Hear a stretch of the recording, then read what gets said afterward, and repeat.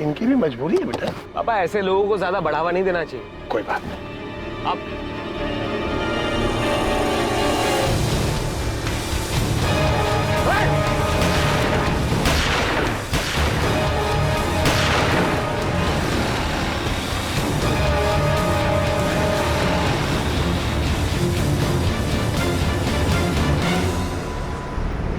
पापा पापा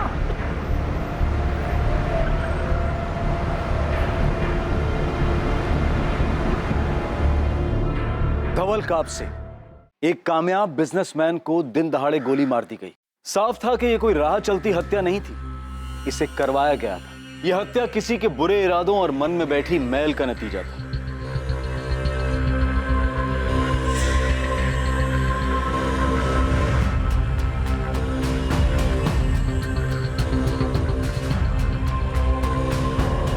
सर 4 गोलियां मारी गई है, पॉइंट ब्लैंक रेंज से। ज्यादा खून बह जाने से कार्डियक अरेस्ट हुआ और विक्टिम की मौके पर डेथ हो गई। और जिस तरह से ये काम किया है प्रोफेशनल किलर ही होगा, बचने का कोई चांस ही नहीं।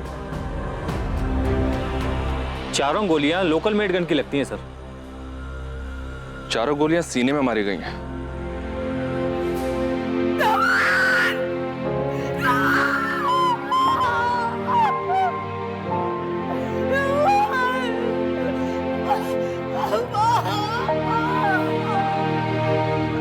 जी सर मिस्टर कापसे के मर्डर केस पर ही काम कर रहा हूं। आई नो सर, मुझे पता है कि वो एक पब्लिक फिगर थे। जी सर, कुछ भी अपडेट होता है मैं आपको बता दूंगा। जय हिंद सर। सर एफएसएल ने कंफर्म कर दिया है कि लोकल मेड गन ही यूज हुआ था और हाल फिलहाल में इस तरह का गन कहां बेचा गया है, किसको बेचा गया और किसने बेचा है, ये सब पता लगाने के लिए खबरी नेटवर्क को एक्टिव कर दिया है। ये मर्डर करवाया गया है बड़ी प्लानिंग के साथ, और ये जो कोई भी है उसे धवल कापसे का रूटीन पता था। वो सिग्नल पर कब पहुंचता है उसका अंदाजा था। या फिर घर से ही पीछा किया गया था। धवल कापसे का घर और जहां मर्डर हुआ था वो सिग्नल वाला एरिया, वहां की सीसीटीवी फुटेज चेक करो। Right sir.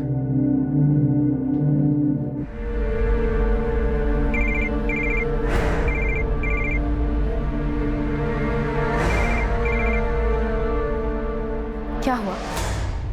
मैंने कहा था ना ये नंबर सिर्फ इमरजेंसीज के लिए दिया है। क्यों कॉल किया? मुझे पता है तुम्हें तुम्हारे सारे पैसे मिल जाएंगे और तुम कॉल मत करना, मैं करूंगी।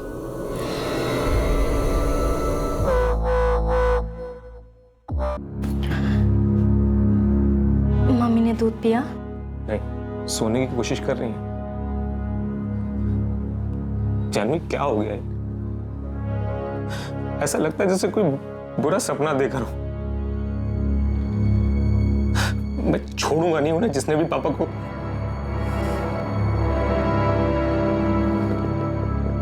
उस भिखारी का चेहरा देखा था या हुलिया बता सकते हो? बस इतना देखा कि उसके कपड़े बहुत मैले थे, आधा चेहरा शॉल से ढका हुआ था। तुमने कुछ देखा? नहीं देख पाया सर। इससे पहले कि मैं कुछ समझ पाता वो बाइक पर बैठकर उल्टी तरफ भाग गया। उस बाइक के बारे में कुछ बता सकते हो? नंबर प्लेट देखी थी? ब्लैक कलर की बाइक थी, जेके बाइक जैसी। मैं नंबर ठीक से नहीं देख पाया, लेकिन उसके नंबर की शुरुआत MH12 से थी सर। MH12 मतलब बाइक पुणे की है सर। आप लोगों को किसी पर शक? कोई ऐसा कर सकता है? पता नहीं सर, कौन करेगा ऐसा?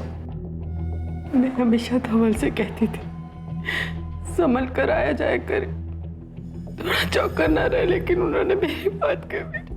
आप उनसे ऐसा क्यों कहती थी? क्या उन्हें कोई खतरा था? 2 साल पहले भी उन पर अटैक हुआ था। क्या बोल रहे हो आप? उस वक्त भी गोपाल उनके साथ था।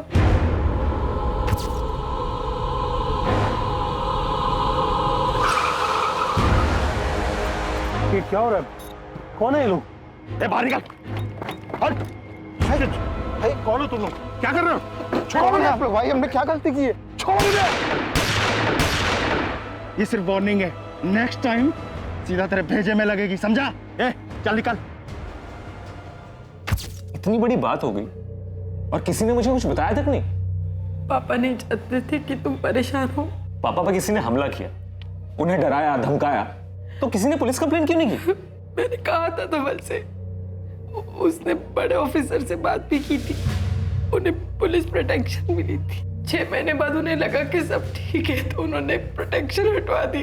आपको पता ही ये हमला किसने किया था? धवल को शक था कि इसके पीछे सारंग सिंह और संजय जगताप का हाथ हो सकता है। बिजनेसमैन? उन दोनों का भी सेम बिजनेस है। पर धवल जी को ऐसा क्यों लगा था कि वो हमला संजय या सारंग ने किया होगा? 2 साल पहले धवल ने महाराष्ट्र में 5 राइस मिल शुरू किए थे। उसकी वजह से संजय और सारंग को बिजनेस में बहुत लॉस हुआ था और वो दोनों बहुत नाराज थे। क्या धवल भाव, किसानों के लिए पहले ही आपने फर्टिलाइजर और मिट्टी के रेट मार्केट में कम कर रखे। आप तो अच्छा खासा कमा रहे हो, लेकिन हमारे बिजनेस में नुकसान हो रहा है। और अब ये 5 राइस मिल खोलने की क्या जरूरत थी? पैसा तुम्हारा है भाव, खोला तो खोला। और उन किसानों से इतना महंगा धान क्यों लेना? तुम्हारी वजह से कोई भी किसान अपनी फसल बेचने को तैयार नहीं है किसी और को। देखो, मैंने ये बिजनेस किसानों को सपोर्ट करने के लिए ही शुरू किया था। आज उनकी वजह से मेरा बिजनेस अच्छा चल रहा है, तो उन्होंने जो मुझे दिया वो मैं उन्हें वापस लौटा। लेकिन आपके दान धर्म से हमारे धंधे में नुकसान होता है, उसका क्या? हमारे लिए तो यही सही होगा कि तुम अपना बिजनेस प्लान बदलो, हमारा साथ दो, ना कि उन गरीब किसानों का। अगर मैं मना कर दूं तो? क्या तकलीफ है धवल भाव? हाँ, अगर आपको कुछ हो गया तो हमको भी फिक्र होगी। उस मीटिंग के बाद ही धवल को उन गुंडों ने धमकी दी थी और इस बार धमकी को अंजाम दे दिया। सर, संजय और सारंग ने करवाया होगा। वो तो पहले से इतना चढ़े हुए थे। सर, हम लोग किसानों के लिए फ्री डिलीवरी सिस्टम शुरू करने वाले थे और ये आइडिया आप हमारे बिजनेस को नहीं, पूरी इंडस्ट्री को बदल देते। तो क्या संजय और सारंग को आपके इस बिजनेस प्लान के बारे में पता था क्या? क्या आपने अपने इस प्लान को मार्केट में अनाउंस कर दिया? नहीं सर, अभी तक तो नहीं। लेकिन सर, कोई तो है जिसने ये बात कंपनी में लीक की है। उस बोर्ड मीटिंग में जितने भी लोग शामिल थे, मुझे सबके डिटेल्स चाहिए।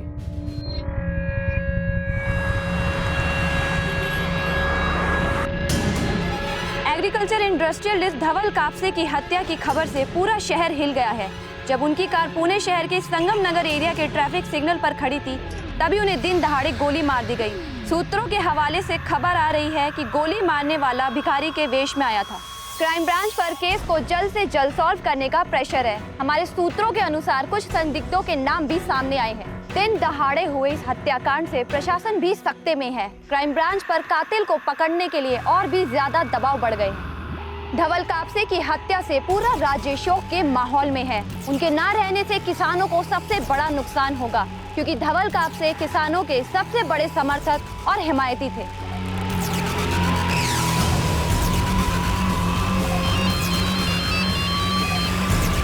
हेलो, देखा क्या?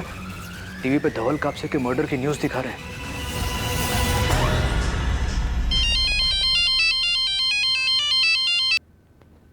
साहब, आपके फोन का इंतजार था। काम तो कल करना था ना? अब साहब, मुहूर्त तो निकाला नहीं था ना, फील्डिंग कर रहे थे, मौका मिला सो कर दिया। ठीक है, काम सफाई से हुआ है ना?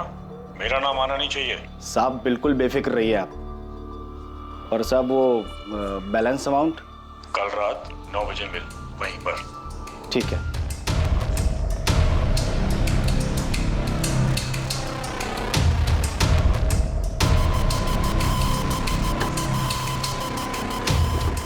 एग्रीकल्चर इंडस्ट्रियलिस्ट धवल कापसे की हत्या की खबर से पूरा शहर हिल गया है। जब उनकी कार पुणे शहर के संगम नगर एरिया के ट्रैफिक सिग्नल पर खड़ी थी, तभी उन्हें दिन दहाड़े गोली मार दी गई। सूत्रों के हवाले से खबर आ रही है कि गोली मारने वाला भिखारी के वेश में आया था। ऐसा लग रहा था कि हत्या के पीछे कई खिलाड़ी थे। इस हत्या के पीछे का मकसद एक रहस्य था, जिसका पता लगाने के लिए पुलिस को भी काफी मेहनत करनी थी। सर, एक ब्लैक बाइक मिली है। संगम सिग्नल के सीसीटीवी फुटेज में तो कुछ भी क्लियर नहीं देगा, लेकिन वहां से गोला चौक की तरफ जाते हुए रास्ते पर एक सीसीटीवी में फुटेज क्लियर मिली है।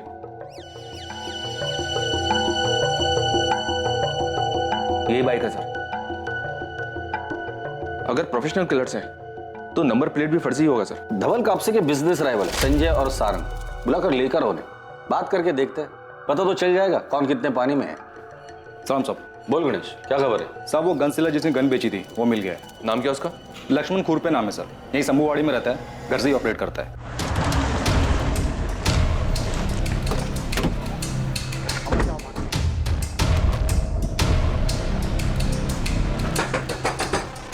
कौन है? कैसे लगा साहब? तलाशी लो करके। साहब, ये सब क्या किया मैं? ऐसे सारा घर क्यों छाने साहब? सामने सीधा आदमी है। 2 मिनट रुक जा, तब पता चल जाएगा।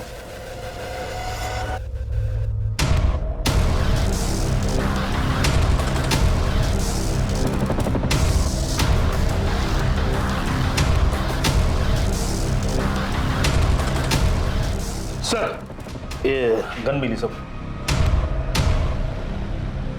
सीधा आदमी है तू। सारा हमें अच्छे से पता है।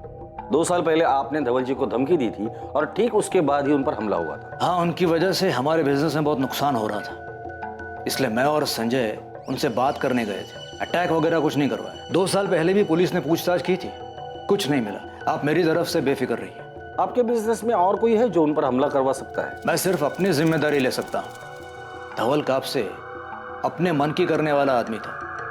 अब ऐसे में उसके कितने दोस्त थे, कितने दुश्मन, ये मैं कैसे बता सकता हूँ? कभी कभी इंसान अंदर से चोट खाया हुआ होता है। आप पता लगाइए, कोई अपना तो नहीं था। चलते थे, अपना ध्यान रखना है और कोई परेशानी हो तो मुझे बताना। चलो सुनीता।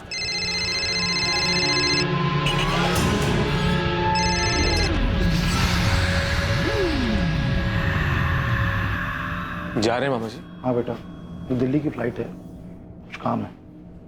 कोई भी जरूरत हो तो मुझे फोन करना। चलो। अपूर्व, चल यार मैं भी चलता हूँ। चलो।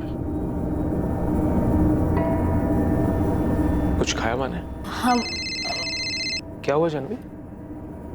किसका फोन आ रहा है? कुछ नहीं, वो रॉन्ग नंबर है। मैं यश को देख के आती हूँ, वो जाग गया होगा ना।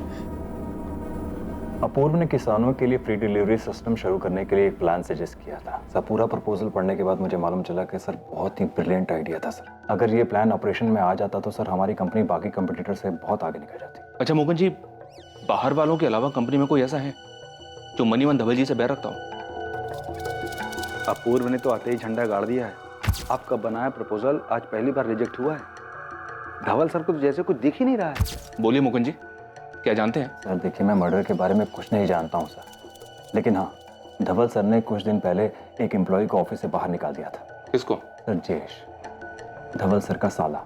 तुमने क्या सोचा जयेश कि तुम फर्टिलाइजर में मिलावट करके बेचते रहोगे और मुझे पता नहीं लगेगा? कितना भरोसा करके मैंने डिस्ट्रीब्यूशन डिपार्टमेंट तुम्हें सौंपा था और तुम मुझे ही लूट रहे हो। सॉरी जीजा जी, मुझे पैसों की सख्त जरूरत थी। पैसों की जरूरत थी तो मुझसे पैसे मांगते, अपनी बहन से मांग लेते। मुझे माफ कर दीजिए, एक बार भरोसा कीजिए मेरे ऊपर। मैं माफ कर रहा हूं, इसीलिए तुम्हें सिर्फ जॉब से निकाल रहा हूं, लेकिन तुमने जो भी चोरी की है वो सारा पैसा तुम्हें कंपनी में जमा करना होगा, वरना मुझे पुलिस कंप्लेंट करनी होगी। मैं गलत बात को नजरअंदाज नहीं कर सकता। जीजा जी, तुम जा सकते हो।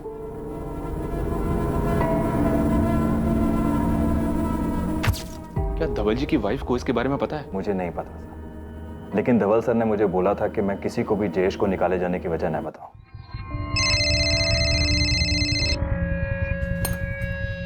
तुम बार बार कॉल क्यों कर रहे हो? मैडम 1 हफ्ता हो गया काम हुए, अभी तक पैसा नहीं मिला मुझे। हाँ तो बात को थोड़ा समझो ना, माहौल थोड़ा शांत होने दो। मैडम अब ये सोचना मेरा काम थोड़ी है, मुझे मेरे बाकी के पैसे चाहिए। तुम्हारे पैसे लेके मैं कहीं भाग नहीं जा रही हूँ, तो इसलिए शांत रहो, अपना मुंह बंद रखो और मुझे दोबारा कॉल मत करना, समझे? क्या हुआ? किसका फोन था? पंकज का। क्या बोला? उसे अपनी बैलेंस अमाउंट चाहिए, मैंने 3-4 दिन रुकने को कहा है। अब ये कोई नया बखेड़ा ना खड़ा कर दे। तुम टेंशन मत लो, मैं हूं ना, मैं संभाल लूंगी।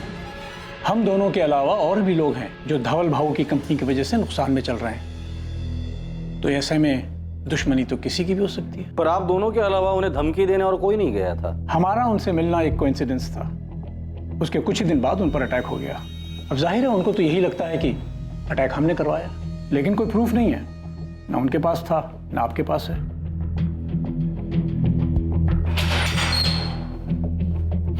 चलो। और बताता साहब, मैं गन बेचता है, मध्य प्रदेश से माल उठाकर यहाँ पूना में बेचता है। सप्लायर कौन है तेरा? पता नहीं, मैं तो मिडिल मैन से लेता है, उसका नंबर है मेरे पास। पिछले 1 महीने में पूना में तूने कितने गन बेचे हैं और किस किस को बेचे हैं? सब बोल। पिछले महीने 2 लोगों ने लिया है। नाम बोल। मोहम्मद इरफान और प्रकाश सुरवे। बाकी डिटेल्स जल्दी बोल लक्ष्मण, बोल। सर, जिस बाइक पर शूटर भागे थे उस बाइक के ओनर का पता चल गया है, किसी सुबोध मंडल के नाम पर है। एड्रेस मिला? जी हाँ सर, उसके घर एक टीम भेज दी मैंने। गुड। और ये गन सेलर लक्ष्मण, उसने कुछ कहा? उसने 2 लोगों का नाम बताया सर। नहीं, कुछ भी छूटना नहीं चाहिए। पॉसिबिलिटी है कि ये लक्ष्मण इसी मर्डर केस से कनेक्टेड हो। और सर, ये धवल जी का साला जयेश, इसको धवल जी ने 6 महीने पहले काम से निकाला था। ये कंपनी में घोटाला कर रहा था, लेकिन इस बात को अंदर ही अंदर दबा दिया गया था। जयेश को बोलो, बात करते हैं। वो अभी दिल्ली में है सर, परसों पुणे आ रहा है, मैंने बुलाया उसे। एक काम करो, धवल जी के फैमिली मेंबर्स के सबके कॉल डिटेल्स निकालो, शायद वहीं से हमें कुछ मिल जाए। Right sir. सर, ये बाइक के मालिक सुबोध भावे। MH12AF145H बाइक तुम्हारी है? हाँ साहब। ये बाइक एक मर्डर में इस्तेमाल हुई है। सच सच बता, क्या किया तूने? क्या बात कर रहे हैं साहब, पिछले महीने मेरी बाइक चोरी हो गई थी, मैंने कंप्लेन भी किया था। कौन से पुलिस स्टेशन में? MS नगर पुलिस स्टेशन।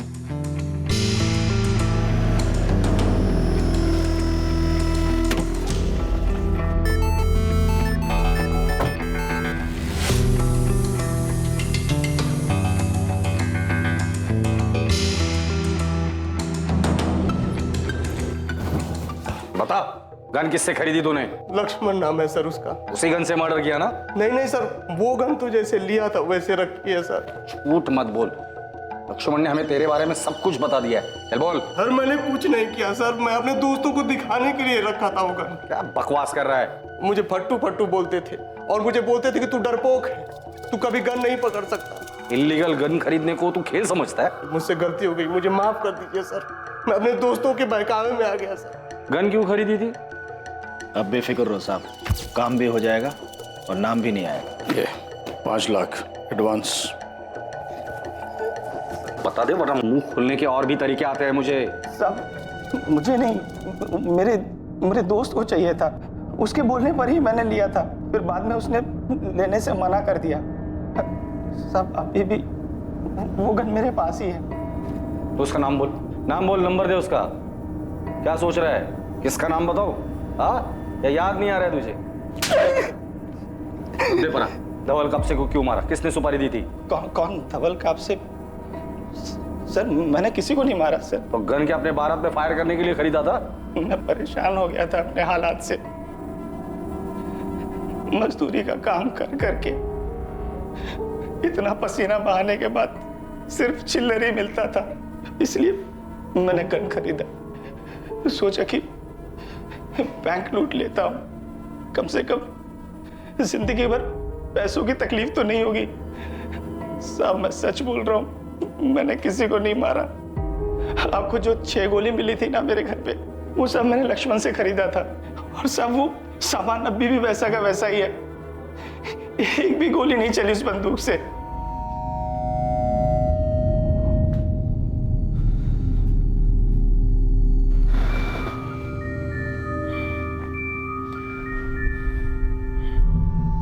यार अब बर्दाश्त के बाहर हो गया है ये धवल का नाटक। हाँ यार, कुछ इंतजाम करना पड़ेगा उसका। क्या कर सकते हैं, वो डरता भी तो नहीं है। इस बार धमकी नहीं, सीधे गोली देंगे, असली वाली बुलेट। चढ़ गई है क्या? समझ में आ रहा है क्या बोल रहे हो? हम ऐसा कुछ नहीं करेंगे। मैं उसको डराने की बात कर रहा हूँ, जान से मारने के लिए नहीं।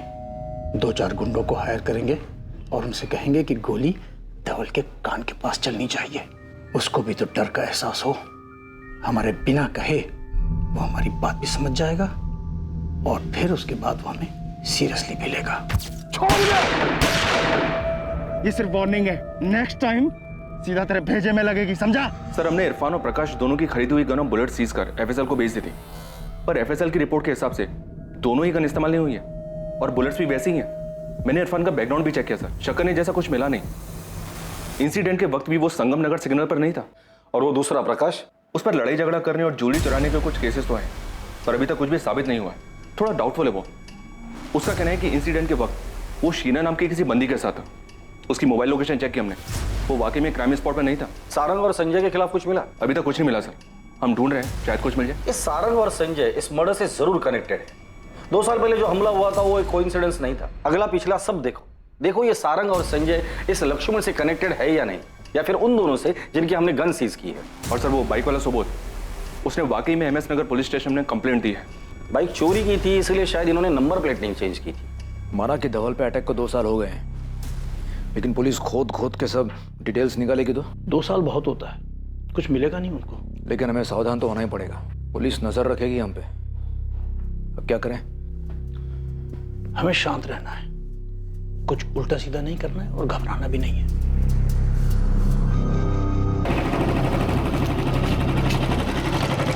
बोल गणेश, क्या खबर है तेरे पास? बहुत बड़ी खबर है सर। मेरी टीम ने जमकर काम किया। खबर काम किया ना तो इनाम भी पूरी टीम को मिलेगा। चल बता। सर सबसे पहली खबर, धवल का साला जयेश, वो घर का भेदी निकला।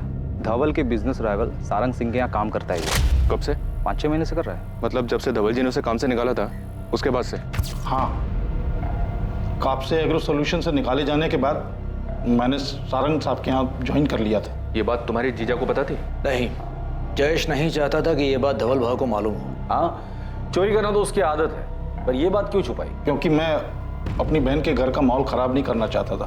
मैंने मान लिया था कि मुझसे गलती हुई है और जीजा जी ने कहा था वो ये बात किसी को नहीं बताएंगे। उसके बाद मैंने सारंग सिंह के यहाँ ज्वाइन कर लिया और जीजा जी को नहीं बताया। मतलब तुम घर में घुसकर कंपनी की जासूसी कर रहे थे, पर धवल जी को तुम्हारे बुरे इरादों की कोई खबर नहीं थी और तुम चोरी छुपे इसका फायदा सारंग को देते रहे। हाँ, जयेश ने मुझे कुछ अंदर की बातें बताई और मेरी कंपनी को फायदा हुआ। लेकिन ये धोखाधड़ी ज्यादा दिन नहीं चली। धवल जी को इसके बारे में पता चला तो उन्होंने बिजनेस में जासूसी करने का चार्ज लगाने की धमकी दी। आप लोग डर गए और उन्हें मार दिया। जयेश, तुमने फ्रॉड किया, उसके बाद तुम निकाले गए, फिर तुमने अपने जीजा के बिजनेस राइवल से हाथ मिलाया, तुम्हें तब भी चैन नहीं मिला, तो तुमने किस्सा ही खत्म कर दिया। आप भूल रहे हैं कि वो मेरे एक्स बॉस थे, लेकिन मेरी बहन के पति भी थे और मैं अपनी बहन से बहुत प्यार करता हूँ। सर अब दूसरी खबर, अपूर्व के जिगरी दोस्त उमेश की। वो भी किसी राइवल के यहाँ काम करता है? उससे भी बड़ी खबर है सर, ये संजय के दूर का रिश्तेदार है। मतलब यहाँ भी राइवल कनेक्शन? सर मेरे को तो लगता है ना, इन दोनों ने मिलकर कांड किया है। सर संजय जगताप मेरे मामा लगते हैं, वो मेरी माँ के चचेरे भाई हैं, मेरी फैमिली उनके क्लोज है सर, मैं नहीं हूँ। झूठ मत बोलो उमेश, हम अच्छी तरह से जानते हैं कि संजय ने बिजनेस सेट करने में तुम्हारी काफी हेल्प की है या नहीं? हाँ सर की है। और तुम ये एहसान चुकाने के लिए धवल जी की इंफॉर्मेशन देते थे उसे? नहीं सर, ऐसा बिल्कुल नहीं है सर। अपूर्व बचपन से मेरा बेस्ट फ्रेंड है, उसकी फैमिली मुझे अपनी फैमिली जैसी लगती है। और संजय मामा ने जो किया वो एहसान नहीं, मदद थी, दान नहीं, लोन दिया था उन्होंने, जिसकी इंस्टॉलमेंट मैं आज भी दे रहा हूँ सर। अगर उन्होंने इसके बदले में ऐसा कुछ करने के लिए मेरे को बोला भी होता तब भी मैं 1 मिनट के लिए इस बारे में नहीं सोचता सर। उमेश से मैं कभी ऐसा कुछ नहीं कहूँगा। उमेश अपूर्व के बचपन का दोस्त है। उमेश की फैमिली और मेरे बीच अच्छे रिलेशंस हैं, पर उमेश अपूर्व की फैमिली से ज्यादा क्लोज है। चलो मान लिया ये मर्डर आप लोगों ने प्लान नहीं किया था, लेकिन मैं अच्छे से जानता हूं 2 साल पहले जो हमला हुआ था वो आप लोगों ने ही करवाया था। हाँ, वो अटैक हम नहीं करवाया था, पर सिर्फ धमकाने के लिए। मर्डर करने का हमारा कोई इरादा नहीं था और ना ही उस मर्डर में हमारा कोई हाथ है। धवल जी के बिजनेस राइवल संजय और सारंग से हम लोगों ने पूछताछ की, अभी तक कुछ सामने नहीं आया। सर अगर संजय और सारंग ने ये सब नहीं किया तो और कौन हो सकता है जो पापा को चोट पहुंचाने के बारे में सोच सकता है? आपके ऑफिस या रिलेटिव्स में कोई ऐसा है जिसके आप लोगों के साथ अनबन हुई हो और उस इंसान ने वो कड़वाहट अपने दिल में रखी हो? सर मैं दावे के साथ तो नहीं कह सकता, पर हमारी कंपनी के head of operation Mukund Patil, उन्हें मेरे काम करने से दिक्कत थी और पापा मुझे और मेरे आइडियाज को सपोर्ट करते हैं, तो शायद उन्हें उनसे भी दिक्कत हो गई। ये सच है, अपूर्व को काम की समझ नहीं है।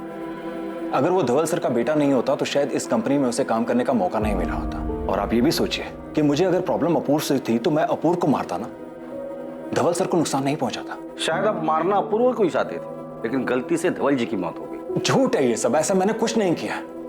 अगर आपको ऐसा लगता है इन सबके पीछे मेरा हाथ है तो आप सबूत लाइए, मैं आपके पास खुद आ जाऊंगा जहां आप बोलेंगे। सर एक और खबर है, इन दोनों से ज्यादा बड़ी और ज्यादा चौंकाने वाली। क्या? सर आपने मेरे को बोला था कि कापसे फैमिली पर नजर रखो, मैंने रखी।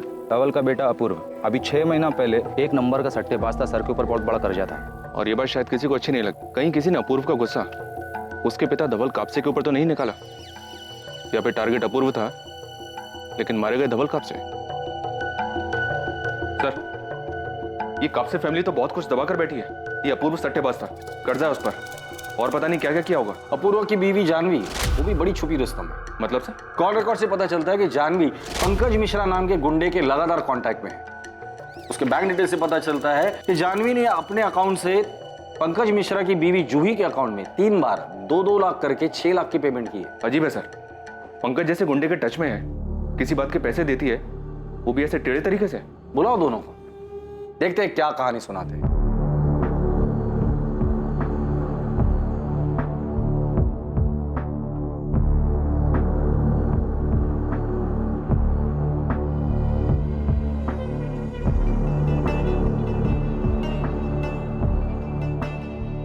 अपूर्व मैं घुमा फिरा कर बात नहीं करूंगा। मैं तुम्हारे बेटिंग, गैम्बलिंग और कर्जों के बारे में जानता हूं, इसलिए सीधे सीधे बता दे अपने पापा को क्यों मरवाया। सर क्या बकवास सवाल है? तुम्हारी बीवी पंकज मिश्रा को पैसे देती है, पता है तुम्हें? आपको कैसे पता? मतलब तुम्हें पता है? हाँ, मैं पंकज को जानता हूँ, पर मैंने उसे किसी और को किडनैप करने को कहा था। किडनैप? किसे किडनैप करवाया तूने?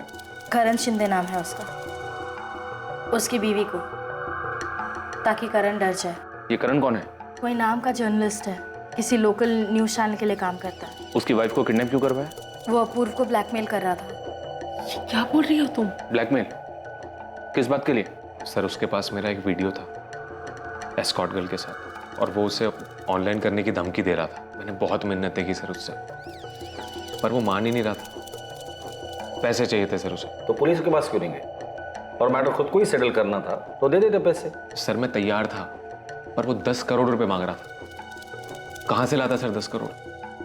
और अगर दे भी देता तो उसका क्या भरोसा, डबल क्रॉस कर जाता तो उसे डराने के लिए तुमने गुंडे को हायर किया? हाँ सर, पंकज ने जर्नलिस्ट की वाइफ को किडनैप किया और जर्नलिस्ट को ब्लैकमेल करने लगा। मैंने अपने स्टिंग वीडियोस के सारे ओरिजिनल कॉपीज ले लिए। तुम्हारी बीवी भी इन्वॉल्व है?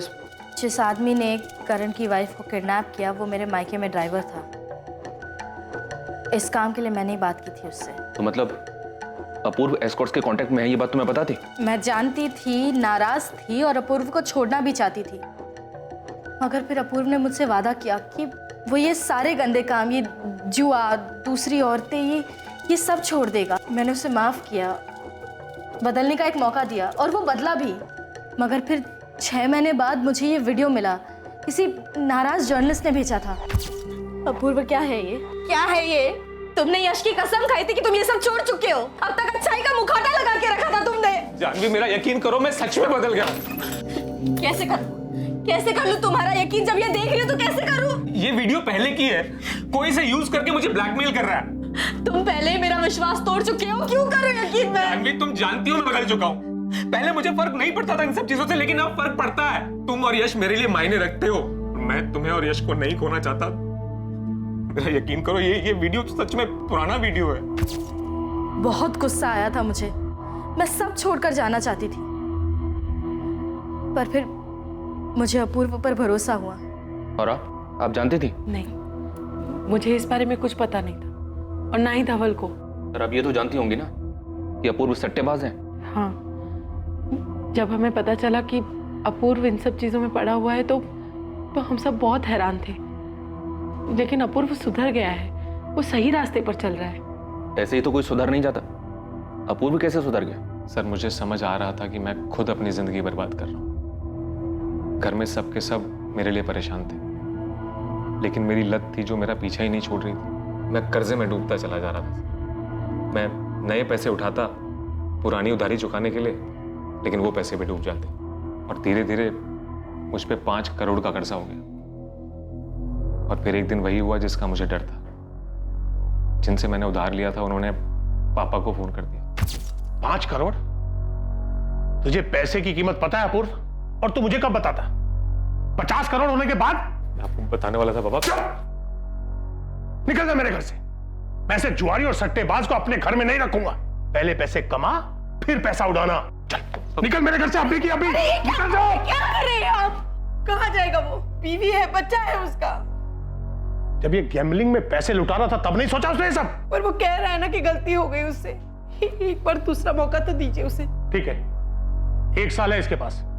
इसका मतलब ये नहीं है कि मैं इसका कर्जा उतारूंगा। ये मेरे साथ ऑफिस चले, मेहनत करे और इंस्टॉलमेंट से अपना कर्जा चुकाए। अगर ये नहीं कर पाए तो चुपचाप इस घर से निकल जाए। सर, मैं बहुत परेशान था। पापा ने मुझे आज तक डांटा तक नहीं था। मैंने सोचा कि अपनी लाइफ ऐसे ही बर्बाद करने से अच्छा है पापा के साथ काम करूं, और कुछ टाइम बाद फिर मैं अंदर से भी बदल गया। अपूर्व सच में बदल गया है सर। बस वो बदकिस्मत निकला कि उसका अतीत उसके आज के सामने आकर खड़ा हो गया। उस जर्नलिस्ट ने वो वीडियो भेजा जिससे छुटकारा पाने के लिए हमें पंकज की मदद लेनी पड़ी, और मैं उसी के पैसे।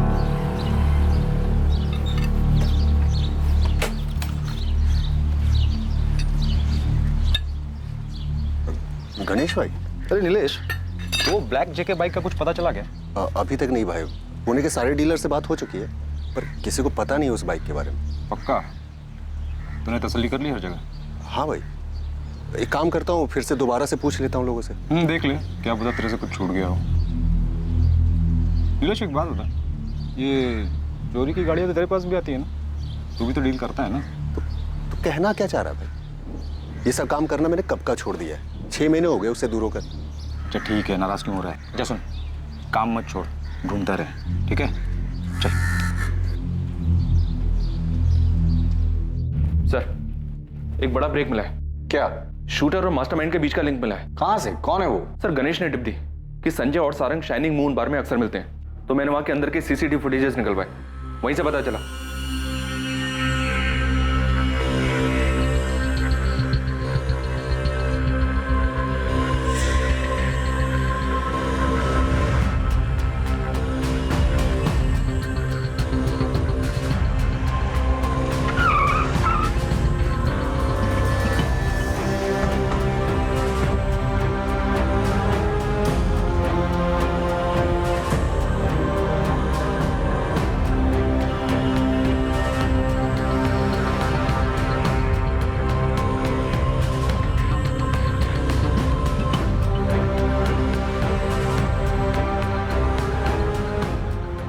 तुम्हें क्या लगा पुलिस तुम तक कभी नहीं पहुंच पाएगी? शाइनिंग मून बार का सीसीटीवी फुटेज है, तुम्हारी साइन की हुई रिसीट है, ये सबूत काफी है ये साबित करने के लिए इस मर्डर के प्लानिंग में तुम भी शामिल थे। हम ये भी जानते हैं कि गन पक्या ही लेकर आया था। अब भी तुम यही कहोगे कि धवल कापसे के मर्डर के बारे में तुम कुछ नहीं जानते?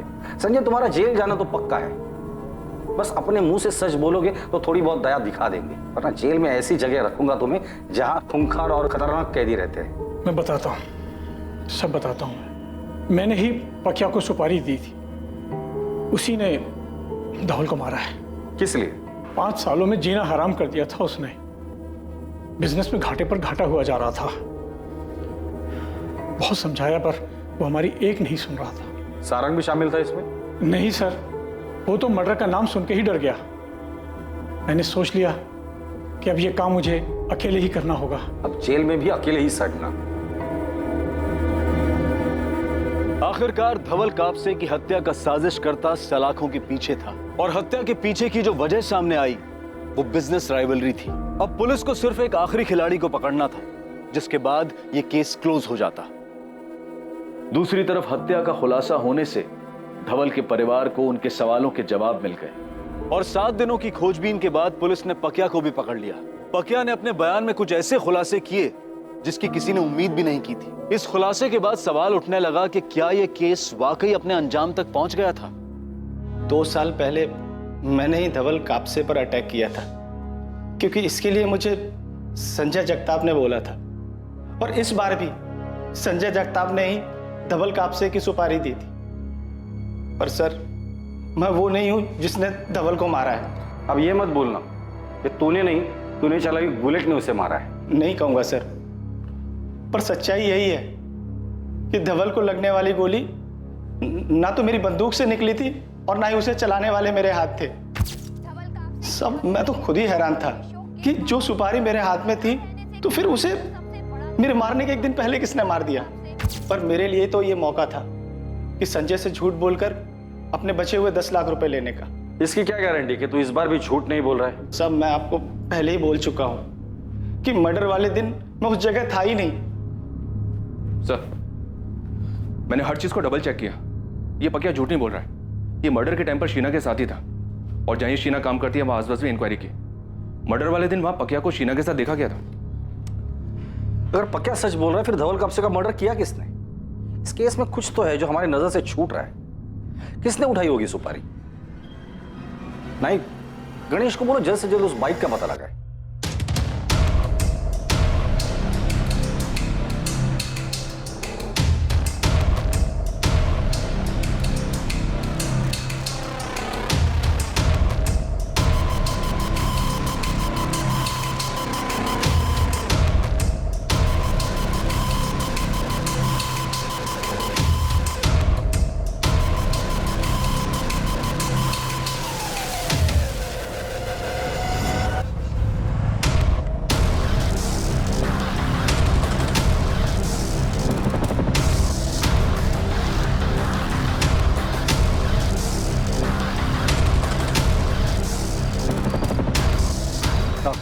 क्या रे, इतनी क्या खाई पड़ी तेरे को जो लगातार फोन कर रहा था? मुझे सही कीमत नहीं मिली साहब। सिर्फ 2 लाख मिली मुझे, जबकि आपने गगन को 20 लाख दिए थे। तो उसमें मैं क्या करूं? जाके उसी से मांगा था ना साहब, पर उसने मना कर दिया और अब तो अंडरग्राउंड हो गया। साहब जैसे मारने गया था ना, पता नहीं था वो कितना बड़ा आदमी था, लेकिन अब पता है। तो 10 लाख और दे दो, सब कुछ भूल जाऊंगा। नहीं तो क्या करेगा तू? मैं हाँ, पुलिस के पास जाऊंगा। साले ब्लैकमेल कर रहा है मेरे को। नहीं साहब, अब इतना बड़ा काम किया, ठीक से शगुन तो मिला नहीं, कम से कम विदाई तो दे दो। करोड़पति आदमी था बोला, 10 लाख के लिए इतना सोचना। कॉल करता हूं आपको, बता देना कहाँ हूं पैसे लेने।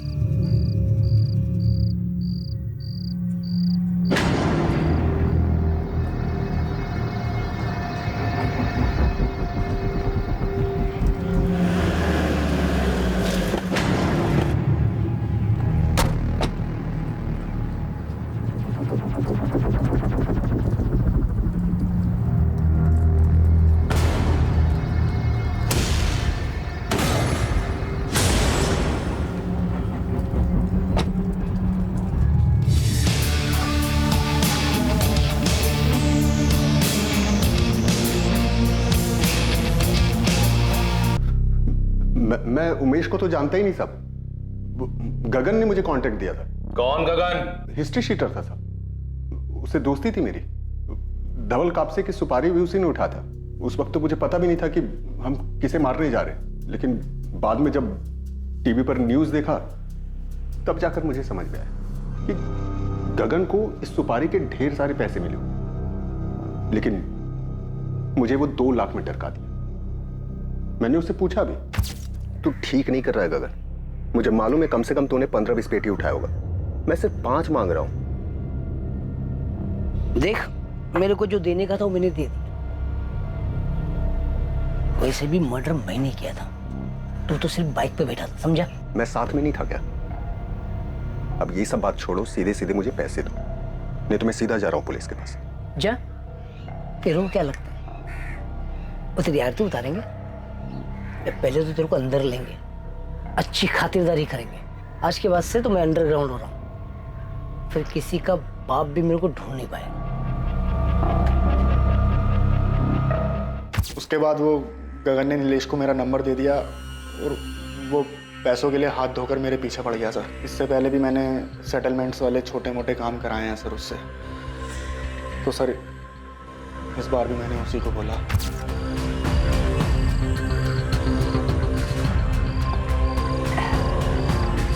क्या बात है, बड़े दिनों के बाद याद किया? क्या करें, काम ही कुछ ऐसा है। सेटलमेंट?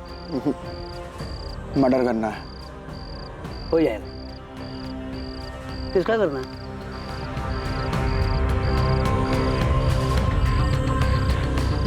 अरे ये वो बड़ा बिजनेसमैन धवल कब से है ना, बड़ी मछली है, मेहनत भी बहुत करनी पड़ेगी और रुपया भी ज्यादा पड़ेगा। कितना चाहिए? 20 पेटी। मिल जाएगा। डन। मैंने उसे पैसे दिए और मर्डर का डेट फाइनल किया सर। किसके कहने पर किया तूने ये? संजय के या सारंग के? सर ये मैंने लालच में आकर किया सर।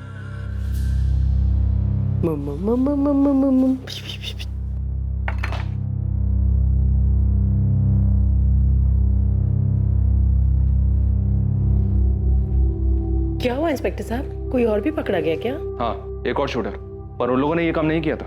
उन लोगों ने नहीं किया तो फिर किसने किया था? संजय ने प्लान किया था, सुपारी भी दी, लेकिन उनके कुछ करने से पहले ही धवल जी को किसी और ने मरवा दिया। इस मर्डर के पीछे मास्टरमाइंड कोई और ही है। क्यों अपूर्वा, सही कहा ना मैंने? आप कहना क्या चाहते हैं? अपूर्वा, अपनी पत्नी और मां को तुम खुद बताओगे या फिर हम बताएं कि अपने पापा को तुमने ही मरवाया? सर आज तक मुझे किसी ने छुआ तक नहीं है, पर पापा ने सबके सामने, मेरी पत्नी के सामने मुझे थप्पड़ मार दी। 5 करोड़? मैं आपको बताने वाला था पापा।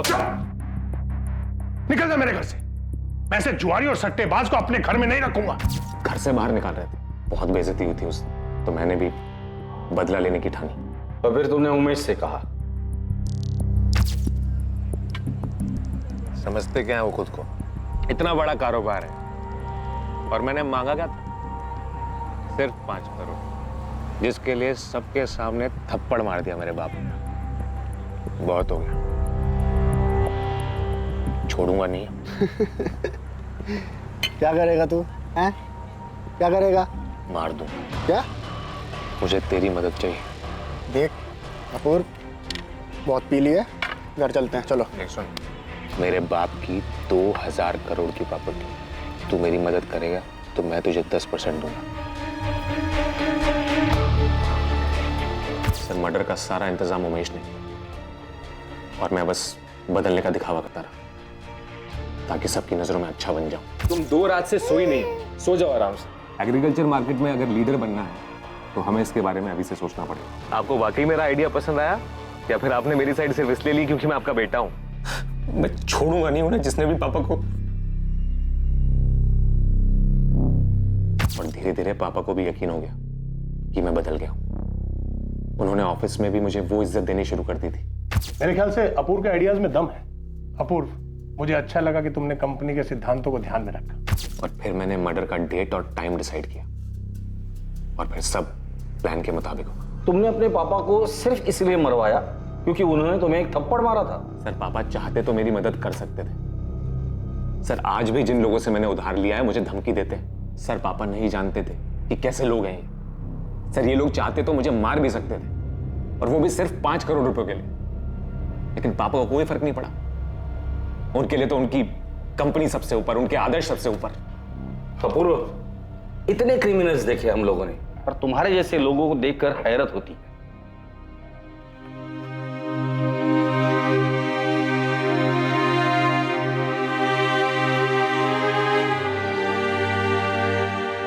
धवल इंसान पहचानते थे।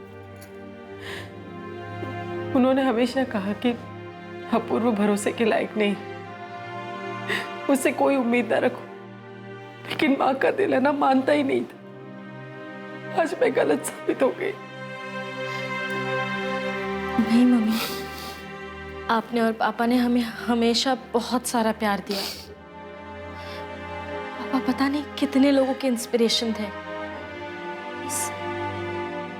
उनका खुद का बेटा उनसे कुछ सीख नहीं पाया। इसमें आपकी गलती नहीं है, उसी की बदकिस्मती।